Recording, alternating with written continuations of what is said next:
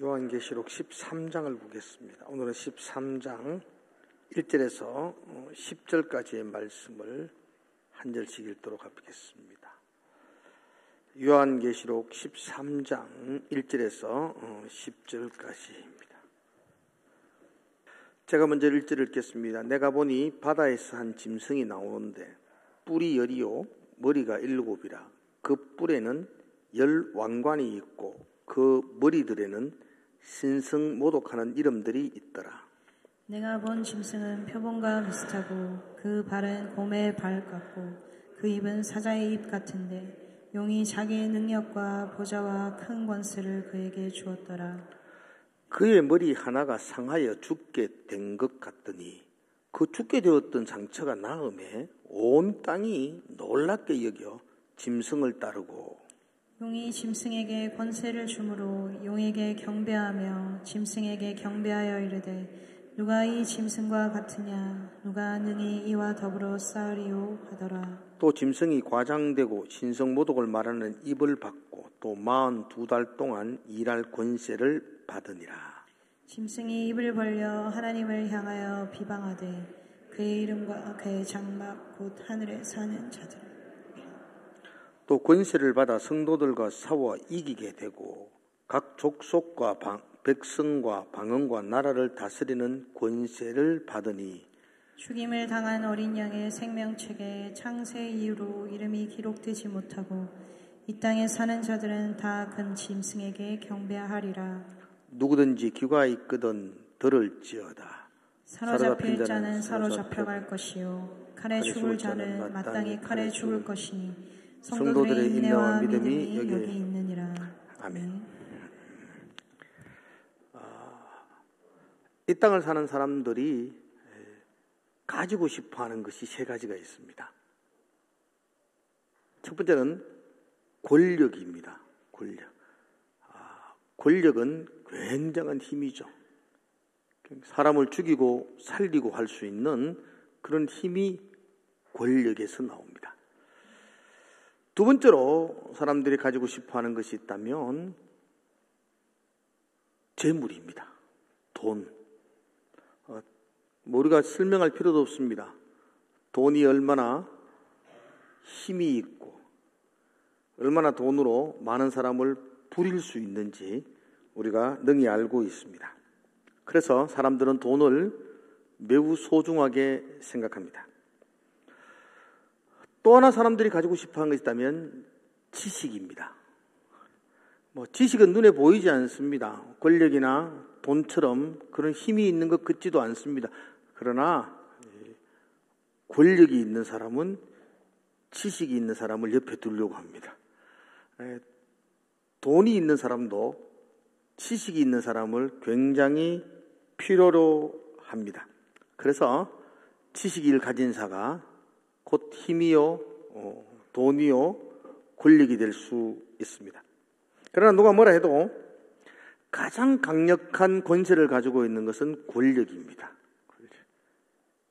그래서 돈이 많은 사람도 어떻게 하면 권력과 결탁을 할 것인지 그렇게 애를 씁니다. 그래서 우리는 정경유착 이런 말들을 쓰기도 합니다. 돈이 아무리 많아도 권력을 가진 자가 한번 어떻게 해보겠다고 마음만 먹으면 한순간에 빈털터리로 만들 수가 있습니다. 또한 권력을 가진 자가 나쁜 생각을 가지면 잘못된 판단을 하면 지식을 가진 자들을 학대하고 몰살시키는 경우도 있습니다. 외국말 할 줄 아는 사람 다 모았습니다. 다 죽였습니다. 안경 끼고 있으면 조금 공부 좀 했는 사람처럼 얘기하고 안경 낀 사람도 다 죽이기도 했습니다. 안경 조심해야 돼요. 죽어. 안경 꼈다고 죽었다니까요. 그때는.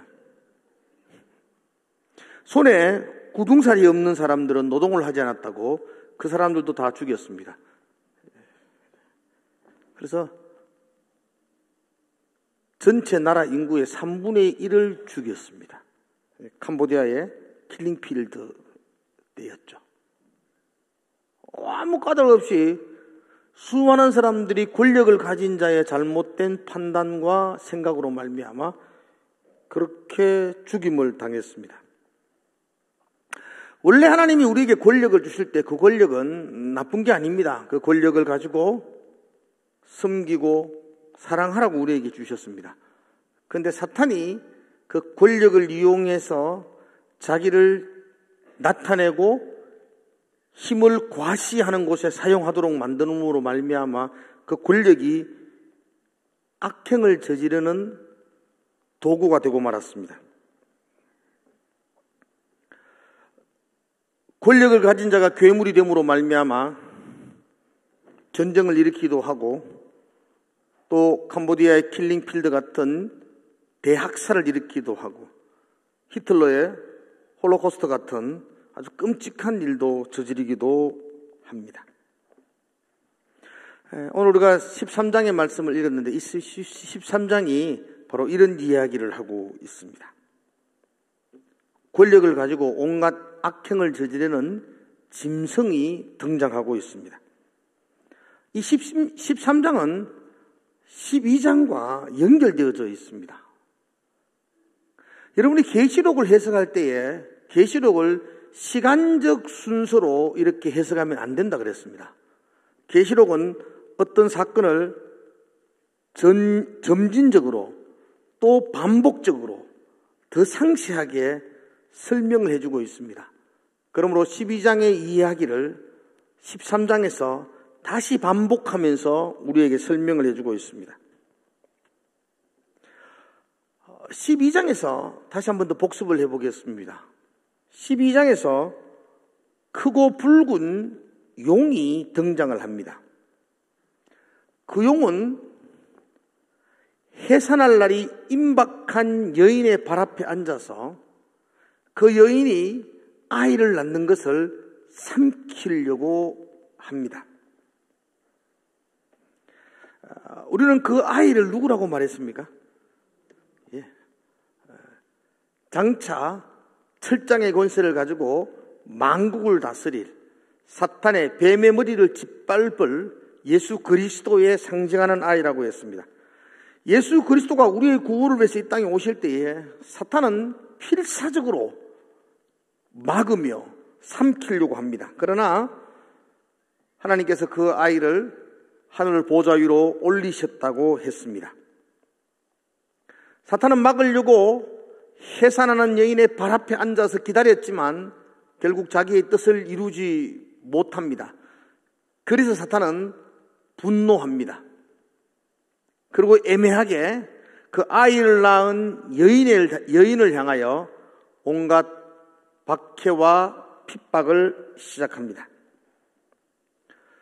그러나 하나님께서 그 여인을 큰 독수리의 날개 아래 품으셔서 광야 피할 곳으로 인도하셔서 1260일 동안 그 여인을 양육했다. 이게 이제 12장의 내용입니다. 양육한다는 말은 보호한다. 그리고 훈련시킨다. 이런 뜻이 있습니다. 그 여인이 누구라고 말했습니까? 그렇죠. 교회다. 이 땅의 성도들이라고 말했습니다. 예수 그리스도께서 성도를 위해 이 땅에 오셨고 사탄은 방해하려 했었고 결국 사탄이 이길 수가 없었고 그래서 분노에 찬 사탄은 교회를 핍박하기 시작합니다. 1260일 동안. 그 1260일이라는 말은 예수의 초림에서부터 다시 오실 때까지 이 땅에 우리의 삶을 1260일이라 계시록은 표현하고 있습니다. 그러므로 저와 여러분은 이 1260일, 42달, 한때, 두때, 반때의 시간을 우리는 지금 지내고 있는 겁니다. 그 시간 동안에는 사탄이 최후의 발악을 하면서 교회, 성도인 저와 여러분들을 향하여 박해를 가합니다. 그래서 예수 믿는 게 만만하지 않습니다. 예수 믿는 게 굉장히 어려운 고난의 길을 걷는 것과 같습니다. 자기의 뜻을 이루지 못한 그 분노한 용이 교회를 향하여 박해와 공격을 합니다. 그래서 교회는 핍박을 당한다는 것이죠. 오고 오는 모든 세대 속의 교회들이 또 그 안에 있는 성도들이 사탄에 의해서 핍박을 당하는 것이 이 땅의 삶입니다. 그러나 성경은 우리에게 말씀합니다. 염려하지 마라. 두려워하지 마라. 그렇게 말합니다.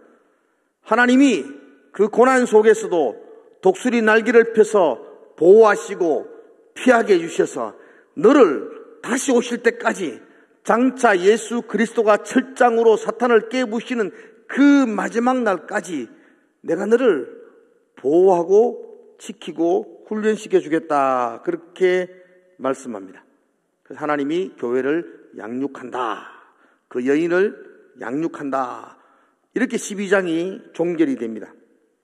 이제 13장에 넘어와서는 좀 더 구체적으로, 좀 더 세부적으로 다시 반복해서 이 이야기를 우리에게 또 한 번 더 점진적으로 우리에게 말씀해 주고 있습니다.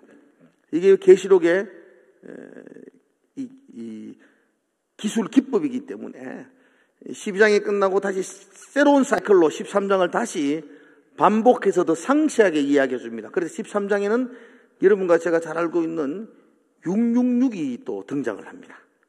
666은 다음 시간에, 다음 수요일 날 666을 이야기하게 될 것입니다.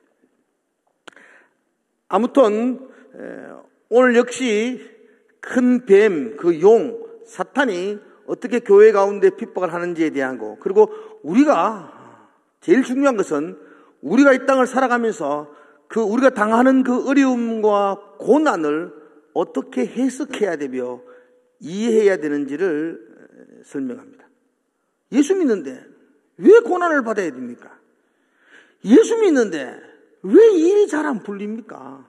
아니, 옆집에 갓바위 가는 사람은 아들이 서울대 갔다는데 왜 우리 아들은 또 재수를 또 해야 됩니까?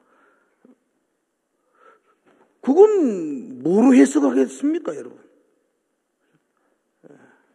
오늘 말씀이 우리의 고난에 대한 이유, 그 해석을 다시 한 번 더 우리에게 해주고 있습니다. 자, 이제 1절의 말씀을 한번 보면서 13장의 이야기를 한번 전개해 나가 보겠습니다. 1절 우리 같이 한번 읽어볼까요? 1절. 자, 함께 읽어봅시다. 시작. 내가 보니 바다에서 한 짐승이 나오는데 뿔이 10이요 머리가 7이라.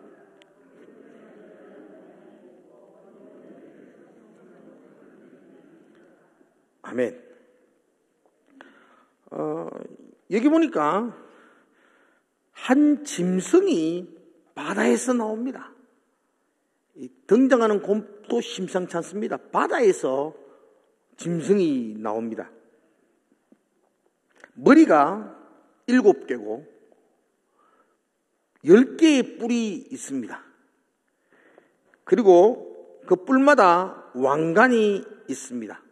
또 머리에는 하나님을 모독하는 이름이 기록되어져 있었다. 이렇게 말하고 있습니다.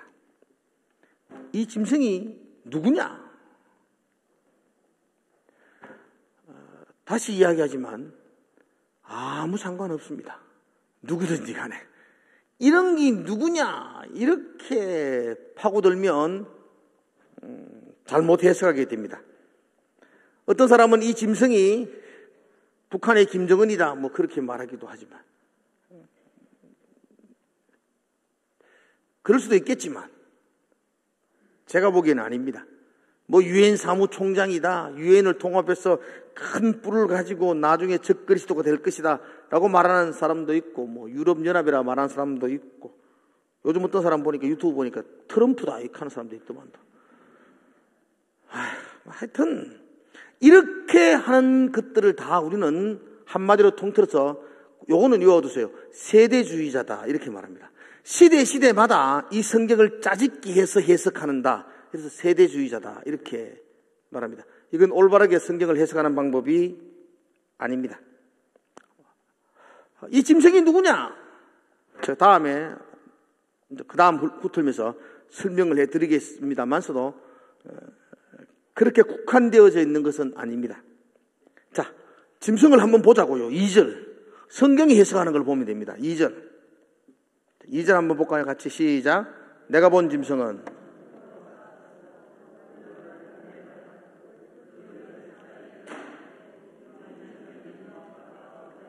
큰 권세를 그에게 주었더라. 짐승의 모습을 설명하고 있습니다. 짐승의 모습을 보니까 표범과 비슷하다. 근데 표범은 아니라는 겁니다.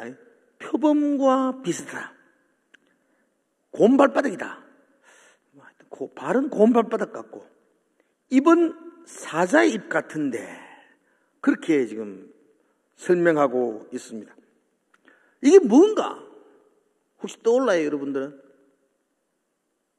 이게 뭐다? 이거 혹시 본 적 있어요? 없어요. 여러분들은 이거 이렇게 적으면 뭐야 이게? 이렇게 말하지만 사실 이 요한계시록 초대교회 성도들의 대부분은 또 이 편지를 썼는 요한도 유대인입니다. 유대인이라고요. 유대인이라는 말은 그들은 어릴 때부터 성경에 대해서 잘 알고 있는 사람입니다. 그렇죠? 요한이 로마인들이 봐도 헷갈리도록 암호를 적으면서 이 편지를 그리스도인들에게 보낼 때에 로마인들은 자고 깨어나도 이게 무슨 말인지 모릅니다. 근데 유대인들은 이걸 딱 읽어보면 탁 떠오르고 연상할 수 있도록 만든 겁니다. 그러므로 여러분 여기 나오는 2절의 말씀, 바다에서 올라온 이 짐승은 여기에 처음 등장하는 것이 아니고 유대인들이 늘 읽고 늘 때로는 암송하고 있는 이 성경 속에 나온다 안 나온다? 나옵니다. 다니엘서 7장을 여러분들이 한번 보면 좋은데 찾지 않고 띄우겠습니다. 다니엘서 7장 1절. 자, 같이 읽을까요? 시작. 다니엘이 그의 침상에서 꿈을 꾸어 머릿속으로 환상을 받고 그 꿈을 기록하며 그 일의 대략을 진술해. 자, 다니엘이 바벨론 왕 벨사살 때에 한 꿈을 꾸고 지금 그 꿈을 기록하겠다고 7장을 시작합니다. 그러면 다니엘이 꾼 꿈이 무엇인가? 2절 한번 보겠습니다. 2절. 자, 같이 읽게요. 시작. 다니엘이 진술하여 이르되 내가 밤에 환상을 보았는데 하늘에 네 바람이 큰 바다로 몰려 불더니 환상을 보는데 바다가 등장합니다. 바다가. 3절. 시작. 큰 짐승 넷이 바다에서 나오는데 그 모양이 각각 다르다. 자, 여기는 짐승 4마리가 바다에서 나오는데 그 모양이 각각 다르답니다. 자, 그 모양이 어떤 걸 한번 보겠습니다. 먼저 4절 시작. 첫째는 사자 같은데 독수리의 날개가 있더니 내가 보는 중에 그 날개가 뽑혔고 또 땅에서 들려서 사람처럼 두 발로 서게 함을 받았으며 또 사람의 마음을 받았더라. 또 보니 첫째는 뭐 같다 그러죠? 예, 사자 같다. 요거 기억해야 돼요. 첫째는 뭐 같다? 둘째는 5절. 제가 읽을게요. 다른 짐승 곧 둘째는 곰과 같은데 뭐 같다고요? 곰 같다. 시간이 없으니까. 셋째 6절 보겠습니다. 그 후에 내가 또 본 적 다른 짐승 곧 표범 같은 것이 또 나온다고요. 뭐 그 뒤에 뭐 날개 달리고 이건 다음에 생각하세요. 제가 다니엘서를 상세하게 여러분들이 가르쳐줄 지금 시간. 그럼 여러분들이 머리가 쥐가 나요. 그래서 내가 결론만 딱딱딱 찍어 말하니까 제가 이 원래 일타 강사입니다. 핵심만, 정답만. 자, 셋째 짐승은 표범 같았습니다. 7절을 같이 한번 봅시다. 7절 시작. 내가 밤 환상 가운데서 또 다음에 본 넷째 짐승은 또 매우 강하며 또 새로 된 큰 이가 있어서 먹고 부르뜨리고 그 나머지를 발로 밟았으며 이 짐승은 전에 모든 짐승과 다르고 또 뿔이 몇 개라고요? 10뿔이. 자 봐요. 다니엘서에서 환상 가운데 등장하는 네 짐승이 있습니다. 첫 번째는 사자, 두 번째는 곰, 세 번째는 표범, 네 번째는 뿔 10개. 요한계시록에 등장하는 이 짐승의 모습이 있습니다. 첫 번째는 뿔 10개, 그 다음에 표범, 그 다음에 곰발바닥, 그 다음에 입은 사자입 같은. 이해가시죠? 같죠? 그러니까 요한계시록에서 지금 다른 거는 다니엘서에는 4짐승이고 요한계시록은 요걸 하나 짜부리 가지고 하나로 만들었습니다. 요걸 복합적인 짐승이라고 보면 됩니다. 나중에 자세하게 설명할 수는 있겠지만 다니엘서에서 말하는 거는 시대마다 등장하는 그 4짐승을 말하는 거고, 계시록에는 이게 전체를 합치전 능력과 권세를 가진 짐승을 말합니다. 자, 그러면 잠깐만요. 다니엘서 말하는 이 4짐승이 뭔가를 여러분들이 보시면 됩니다. 다니엘서 뿔 10개 달리고 표범, 사자 이런 걸 네 마리 짐승이 있는데 이 짐승을 뭐라고 하느냐? 책에 딱 나옵니다. 7장 오늘 7절까지 읽었는데 13절 보면 딱 나옵니다. 13절 한번 띄워볼까요? 7장 13절, 17절입니까? 17절입니다. 죄송합니다. 17절입니다. 시작. 예. 네 짐승은 뭐라고요? 네 왕이라고 말합니다. 네 왕. 23절도 한번 읽어봅시다. 23절 시작. 모신 자가 이처럼 이르되 넷째 짐승은 넷째 나라인데 이런 다른 나라와는 달라서 온 천하를 삼키고 밟아 부스트릴 것입니다. 넷째 나라 이렇게 표현합니다. 그러니까 지금 다니엘서에 말했던 이 네 짐승을 네 왕, 네 나라 이렇게 표현합니다. 이거죠. 당시로는 나라와 왕은 같은 겁니다. 왕이 곧 나라입니다. 그러므로 굉장한 권력을 가지고 있는 네 나라, 특별히 네 번째 나라, 10부를 가진 나라는 다른 나라들과 비교할 수 없을 정도의 강력한 힘을 가지고 있던 나라였다. 로마입니다. 로마. 다니엘이 봤던 나라, 로마. 다니엘이 환상으로 봤던 나라, 로마를 의미합니다. 이 네 나라는 네 제국이라 그러죠. 뭐 성경에는 5대 제국이 나옵니다. 아수르, 바벨론, 페르시아, 헬라, 로마. 이 역사적인 성경에는 5대 제국이라고 말합니다. 누가 의의를 제기하지 않습니다.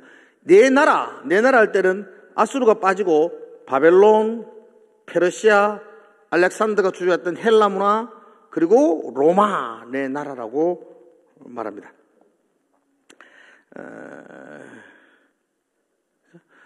이런 네 나라, 네 왕.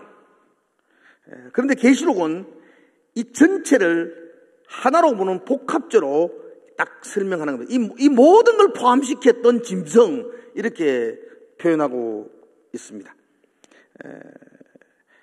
그래서 이걸 우리가 다시 해석을 하면 이 네 나라를 그죠? 어떤 시대마다 권력과 힘을 가지고 있는 나라로 표현하지만 계시록에 와서 요한이 환상 가운데 이야기할 때는 오고 오는 모든 세대 가운데 여러분 이 짐승이 누구에게 힘을 받았습니까? 누구에게요? 용에게 힘을 받습니다. 용은 뭐라고 그랬죠? 사탄이라고 그랬습니다. 그러니까 내 왕, 내 나라가 사탄에게 권력과 보좌와 힘을 받아서 그 힘으로 뭐 하죠? 여인을, 교회를 박해하고 못 살게 굴고 고난을 가운데로 끌고 가는 모든 세력들이라고 말하고 있습니다. 그러므로 이것을 우리는 뭐 어떤 한 시대에 뭐 김일성이니 뭐 히틀러니 이렇게 말하는 게 아니고 이 네 왕 속에는 김일성이나 히틀러나 또 적그리스도적인 것들 또 요즘 말하는 뉴에이지 같은 사상과 인물과 사상들이 다 포함이 될 것입니다. 하나님의 나라를 공격하고 박해하는 오고 오는 모든 세대들의 그 권력을 가진 자, 힘 있는 자, 교회를 박해하는 자들을 한마디로 말해서 짐승이라고 말하는 겁니다. 오늘 13장에 나오는 계시로는 짐승입니다. 그래서 교회를 대적하는 그 권력자들에게 사탄이 그들에게 힘과 권세를 주어서 그 힘으로 교회를 박해하게 된다는 것입니다. 그래서 그 용이 남자를 낳은 여인을 박해한다. 그래서 그 짐승이 또 그 용에게 힘을 얻어서 박해합니다. 여러분 가만히 돌아보십시오. 오고 오는 지금까지 초대교회 또 지금까지 세상 속에서 하나님의 나라와 교회가 인정을 받고 존경을 받고 대접을 받고 그런 시대가 있었나요? 오고 오는 모든 시대 속에 우리는 박해와 고난 속에 여기까지 달려왔더랬습니다. 박해를 받는 이 여자가 교회라고 했습니다. 그 사탄이 권력자에게 힘과 능력을 주어서 그 힘과 능력으로 교회를 박해한다는 것입니다. 그리고 이 성도들을 향한 박해는 날이 갈수록 약해질까요? 강해질까요? 강해집니다. 이 세상은 날이 갈수록 악해져 가고 더 강해진다는 겁니다. 세상의 복음으로 말미암아 날이 갈수록 회복되어지고 그래서 그리스도의 푸르름의 계절이 온다는 거 대학생 때 많이 불렀지만 그런 날은 안 옵니다.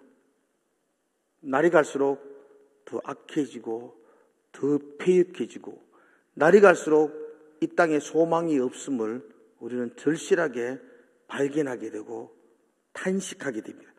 그래야만이 우리는 하나님의 나라를 소망하게 되기 때문입니다.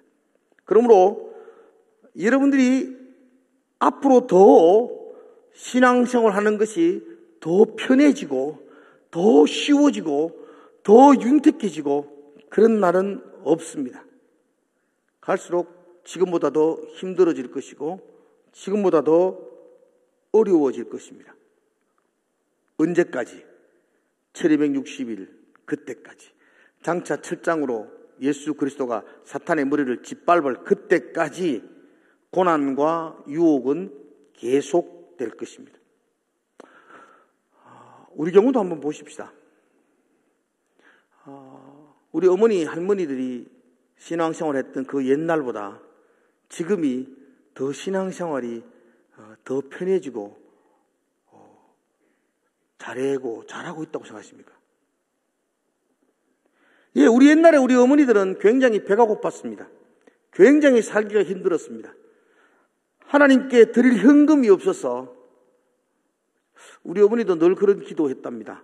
하나님 내 11조 5천원만 하게 해주십시오. 그 기도를 했대요. 11조 5천원 하고 싶은 거. 정말 하고 싶은데 없어서 못하는 거. 그게 우리 어머니들의 삶이었습니다. 지금은 굉장히 풍족해졌습니다. 근데 여러분이 신앙이 더 나아졌나요? 우리의 신앙이 더 뜨거워졌나요? 더 아름다워졌나요?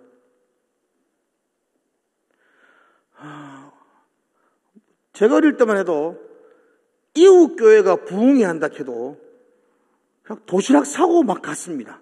저녁 때는 엄마 손잡고 갔고요. 늦게 가면 자리가 없어가지고 앞에서부터 그래서 아이들은 강대상 위에 올라오고 그랬습니다. 그때 한창 유행했던 말 앞자리가 금자리다 그랬습니다. 금자리, 은자리, 동자리, 똥자리가 그랬어요. 그렇지 않아요 우리?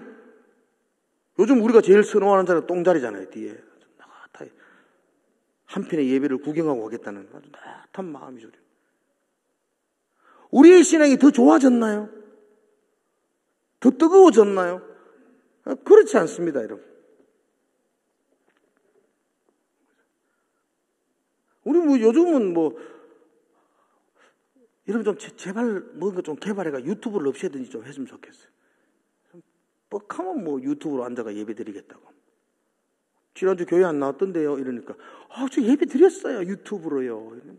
그게 예배입니까? 오늘도 유튜브 지금 끝부분 시키고 왔네. 나의 이 멋진 설교가 한낱 유튜브로 된다는 게 내가 너무 안타까워요. 내가 진짜 아무 노력 없이 거기 앉아가지고 설거지하면서 보고 있다는 것 자체가 내가 혐오스러워요. 진짜 내가 어떻게 준비했는데 내가. 그게 예배 아닙니다, 여러분들. 우리의 신앙과 우리의 예배가 더 좋아졌느냐? 그렇지 않다고 봅니다. 점점 날이 갈수록 더 악해져만 갑니다. 왜냐? 용이, 사탄이 권세와 힘 있는 자들에게 능력을 부여해서 교회를 향하여 굉장한 박해를 하고 있기 때문입니다. 아니, 목사님, 지금은 뭐 어디 끌려가지도 않고 감옥에도 안 들어가고 뭐 매를 맞는 것도 아닌데 그게 박해입니까? 물리적인 박해가 아니고요. 하나님을 사모하는 마음을 희석시키는 그것이 박해입니다, 여러분들. 잘 먹고 잘 살고 풍요로움 때문에 우리의 신앙은 엄청난 박해를 받습니다. 그 신앙은 점점 머리 깎인 삼손처럼 힘을 잃어가고 있습니다. 어떤 분이 그런 말을 하더라고요. 고난과 핍박을 견디는 사람이 10명이라면 번영을 견디는 사람은 1명도 안 된다 그랬어요. 신앙의 가장 무서운 것이 고난이라고 생각하지 마십시오, 여러분들. 고난은 여러분들을 망하게 하지 않습니다. 바짝 정신 차리게 합니다. 그 벌떡 일어나서 눈물로 기도하도록 만듭니다. 그런데 우리를 완전히 바닥으로 떨어뜨리고 무너지게 하는 것은 번역입니다. 번역. 성공입니다. 성공. 그래서 성공할 때에 정말로 회개하셔야 됩니다. 그렇죠? 돈 없으면 죄도 안 짓습니다, 여러분. 죄 지을 수가 있죠. 죄를 짓죠. 돈 있고 시간이 있어야만이 그렇게 타락할 수가 있죠. 고난이 오는 동안에는 우린 살아있습니다. 그런데 지금 사탄은 이 시대를 지배하는 권력자들에게 굉장한 지혜와 힘을 줘가지고 이 땅의 성도들을 풍성하게 하고 번영케 해서 힘이른 힘쓰지 못하는 그리스도인으로 만들어버리고 있습니다. 이런 시간이 언제까지 갈까요? 42달 동안. 주님이 다시 오실 때까지. 그래서 주님이 다시 오시면서 하는 말이 마지막 때에 참 믿는 자가 있겠느냐 이렇게 표현합니다. 점점 우리는 번성해지면서 점점 우리는 처음에 하나님 향해 뜨거웠던 마음들을 다 잃어버리고 그렇게 껍데기 안에 살아갈 수밖에 없기 때문입니다. 특별히 3절 한번 보십시오. 3절 한번 읽어볼까요? 같이 시작.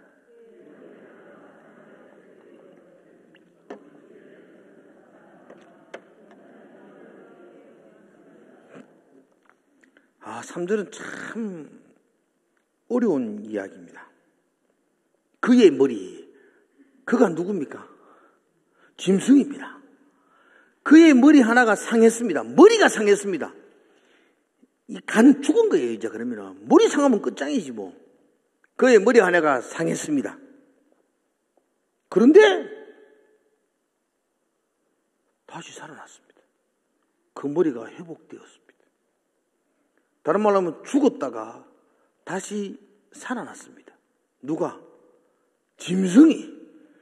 살아있다가도 죽어버려야 되는 게 그게 짐승인데 그렇지 않습니까? 짐승은 살아있다가도 갑자기 살아있다가도 주여 이렇게 하면 확 죽어버려야 되잖아요. 근데 죽었던 게 살아납니다. 죽었던 게 살아남으로 말미암아 사람들이 굉장히 놀라고 그 일로 인하여 사람들이 그를 따르기 시작합니다. 마치 십자가에서 예수님이 죽었다가 부활한 것처럼 이 짐승이 죽었다가 살아남으로 말미암아 많은 사람들이 그 짐승을 따라가게 되었다.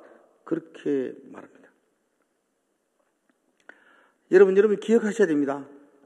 사탄에게도 놀라운 능력과 권세가 있습니다. 사탄이 기도하면 암 환자가 나을까요? 안 나을까요? 낫습니다. 사탄이 기도하면 환자가 일어난다니까요. 그래서 사람들이 따라간다니까요. 그러므로 여러분들 그런 기적을 바라보고 따라가는 건 신앙이 아닙니다, 여러분. 기독교가 기적을 일으키는 종교이기는 하지만 기독교가 기적의 종교가 아닙니다, 여러분들. 언제부턴가 사탄의 유혹이 강력해지고 우리가 풍요로워지면서 기적에 의해서 솔림 현상이 일어나기 시작합니다. 죽었던 사람을 살리는 게 사탄이 하는 겁니다. 사탄이 하는 거예요. 그러므로 악한 적그리스도에게도 놀라운 기적이 일어납니다. 그러므로 여러분들은 기적을 보고 쫓아가는 사람이 아니라 말씀을 보고 쫓아오셔야 됩니다. 말씀이 우리의 상한 심령을 살리는 거지. 저는 다리 나사가 뭐 하겠어요, 그거.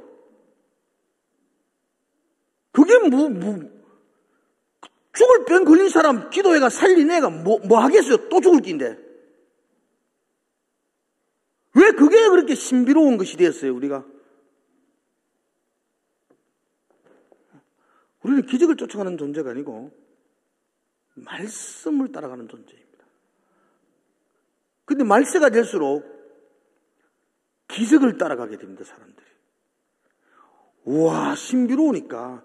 그래서 많은 사람들이 사탄에게 따라가고 이것이 교회가 미혹된다, 그렇게 말합니다. 여러분, 사탄에게도 놀라운 힘이 있다는 걸 아셔야 됩니다. 마귀에게 권세가 있습니다. 그러므로 그 놀라운 일, 그 기적이 우리의 신앙을 흔들면 안 됩니다.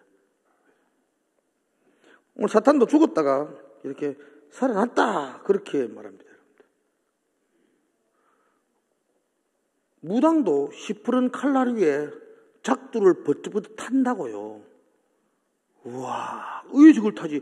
그럼 무당 믿고 사세요, 그러면은. 뭐 작두 탄다고 여러분이 신기해서 따라가면요. 그게 망하는 겁니다. 사탄이 그런 권세와 힘을 가지고 지금도 우리를 유혹하고 우리를 넘어뜨리게 한다는 것입니다. 여러분, 당시 그리스도인들은 로마에 의해서 엄청난 박해를 받고 있습니다. 열불을 가지고 있는 그 로마, 가장 앞 시대의 누구보다도 가장 강력한 힘을 가졌던 그 로마가 기독교를 향하여 박해를 가합니다. 그러므로 이 땅을 사는 것이 고난이고 하루하루 일주일의 삶이 그런 미혹의 연속과도 같습니다. 여러분, 이 땅에서 뭐 엄청난 평안과 위로와 그런 걸 누리려는 꿈을 가지지 마십시오.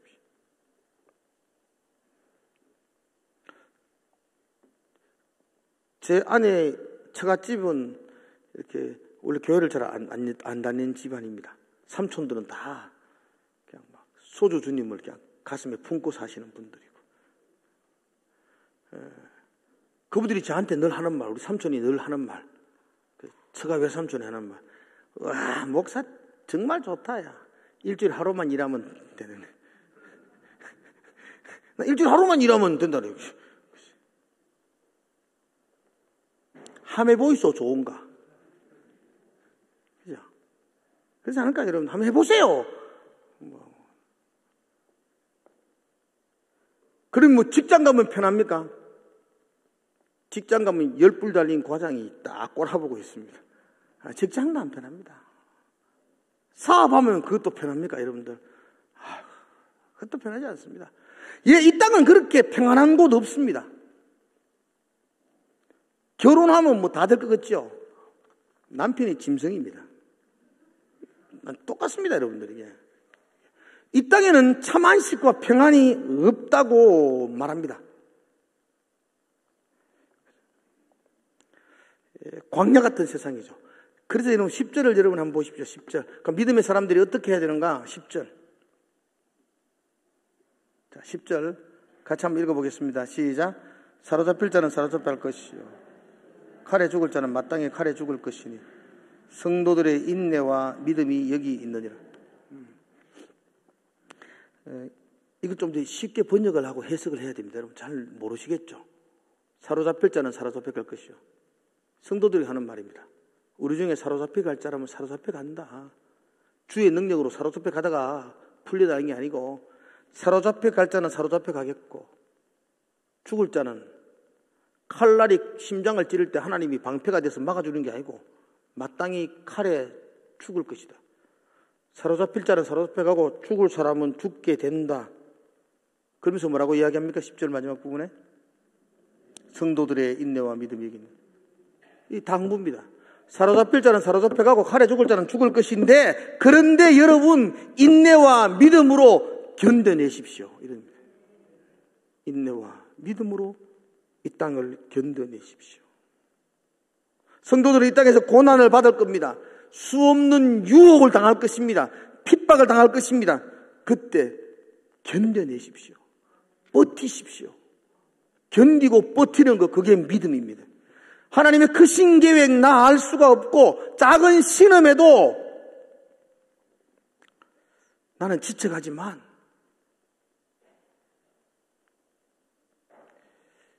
주님 주신 그 사명, 그리고 그때 노래를 부르잖아요. 뭐라고 노래 부르냐면 버티고 견디게 하셨네. 이게 믿음입니다.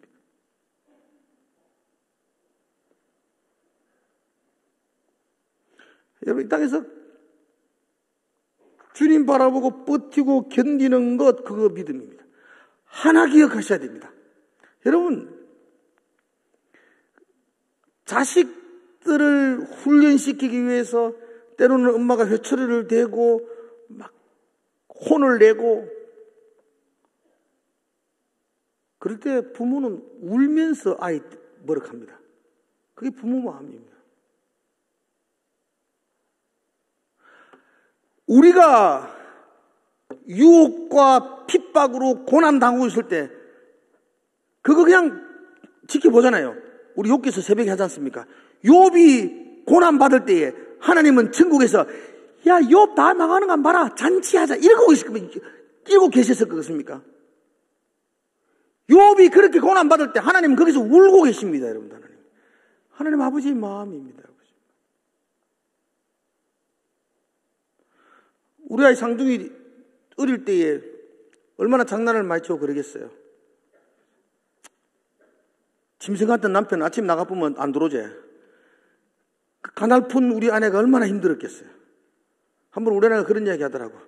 아가 워낙 막 그래가지고 빤스만 입혀가지고 밖으로 쫓아냈대. 겨울인데. 이무식 나가라. 너는 막 아들도 아니다. 나가라고 문 신발 잠갔대. 쫓아내고 나니 아는 빤스만 입고 밖에서 떨고 생각하니까 얼마나 마음이 아픈지. 그 우리 집 그때 현관 우리 집 문 열고 밖에 바로 오른쪽에 보면 보일러실이 있는데 그거라도 들어가면 좋겠는데 이는 보일러실에도 들어가지도 않고 발달 떨고 있어요. 그렇게 마음이 아팠다고 그런 이야기 하더라고요. 아니 미버가 쫓아냈으면 막 찬물 확 부어가 쫓아내보지. 부모는 그런 마음이 아닙니다. 부모는 그렇게 쫓아내면서도 그 따뜻한 방에서 울고 있습니다. 그게. 하나님, 여러분 고난당하는 거 하나님이 눈물 흘리고 있습니다. 여러분들. 사탄이 여러분을 유혹할 때 하나님은 여러분 옆에서 마음 졸이면서 이겨래 넘어지지 말래 견뎌래 버티래. 하나님은 그렇게 우리를 향하여 외치고 계십니다. 사랑하는 성도 여러분들, 오늘 이 요한계시록 이 편지를 생각하셔야 됩니다. 고난받고 있는 성도들에게 밤모섬에 있는 목사인 요한이 편지를 보내는 겁니다. 내가 힘이 있으면 고난 안 받도록 확 기쁘겠는데 그럴 만한 힘도 없고 하나님은 그 광야 같은 세상에서 성도들이 고난받으면서 양육되어진다, 훈련되어진다고 말씀하시니까 고난받는 성도들, 자기 성도들을 생각할 때에 요한이 울면서 이걸 씁니다. 너희들에게 고난이 있을 거야. 견뎌야 돼. 버텨야 돼. 사로잡혀 갈 거야. 칼에 맞아 죽일 거야. 그러나 거기서 성도의 인내와 믿음이 보여야 돼. 견디고 버텨라. 요한이 그렇게 지금 편지를 적고 있습니다. 이건 요한 목사님의 마음이기도 하지만 우리를 향한 하나님 아버지의 마음입니다. 이 세상에 얼마나 많은 유혹이 있습니까? 오늘도 참 잘 사셨습니다, 여러분들. 안 자빠지고 수요일에 나온 건 여러분 참 잘하신 겁니다. 얼마나 많은 핍박이 있었지만 잘 견디지 않습니까, 여러분? 그죠? 내일도 만만치 않는 시험이 우리 가운데 있을 겁니다. 그래도 하나님이 우리를 양육하신다. 그거 붙들고 버티고 견디는 것입니다. 그죠?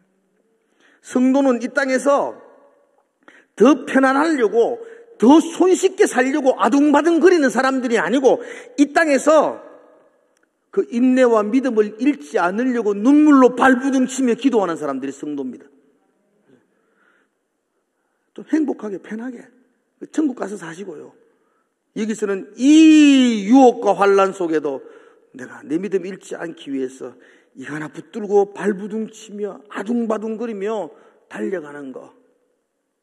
그래서 주님이 우리 보면서 수고했다, 잘했다, 착하고 충성되다, 그 말 듣기를 소망하며 살아가는 삶.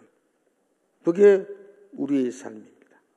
이 소망이 있기에 우리는 오늘도 하늘을 바라보면서 기도합니다. 아멘. 주 예수여 어서 오시옵소서.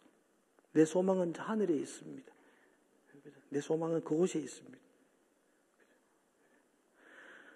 초대교회 고난받는 이 성도들에게 소망이 어디에, 이 땅에 무슨 소망이 있겠습니까, 여러분? 내일 되면 박해가 없어집니까? 아무런 소망 없습니다. 그 소망 없는 그 성도들을 향하여 요한이 말합니다. 우리의 소망은 하늘에 있습니다. 그러니까 내일도 잘 이깁시다. 그렇게 말합니다. 사랑하는 성도분들, 여러분들에게 손자 손녀들이 재롱을 부리고 또 아들이 좋은데 시집 장가가고 그걸 막 나쁜 것 이 세상에서 잘 되면 안 돼 이렇게 해서 보지는 마십시오. 그러면 그곳에서 여러분들이 그곳에 여러분들의 마음을 뺏기지 아니하고 그 기쁨 그것이 감사가 되고 또 하늘을 소망하며 살아갈 수 있는 것, 그게 우리 성도의 삶일 것입니다. 오늘도 그 소망 붙들고 인내와 믿음을 붙들고 달려가시는 그런 저와 여러분 되시기를 주의 이름으로 축복을 드립니다. 기도하겠습니다.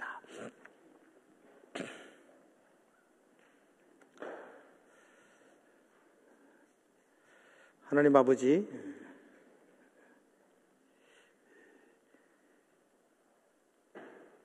주님이 주시는 그 소망, 그것이 우리를 오늘도 살아갈 수 있는 힘이 되게 하여 주시옵소서. 그 핍박과 유혹, 그러나 하나님께서 눈물을 흘리시면서 우리를 붙들어 주시려고 우리를 독수리 날개 아래 품어주시는 그 사랑 바라보게 하시고 오늘도 견디고 버티고 이겨낼 수 있는 우리의 삶이 되게 하여 주시옵소서. 감사합니다. 예수님 이름으로 기도드리옵나이다.